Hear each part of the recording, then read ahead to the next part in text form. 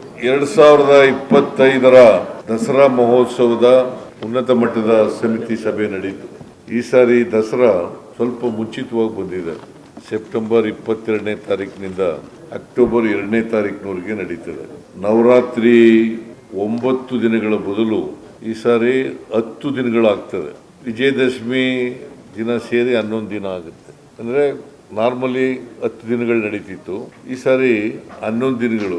ಅಧಿಕ ಪಂಚಮಿ 2 ದಿನ ಪಂಚಮಿ ಬಂದಿರೋದ್ರಿಂದ 11 ದಿನ ಹಿಂದೆನೂ ನಡೆದಿದೆ. 11 ದಿನಗಳು ನಡೆದಿರ್ತಕ್ಕಂಥ ನಿದರ್ಶನಗಳಿದ್ದಾವೆ.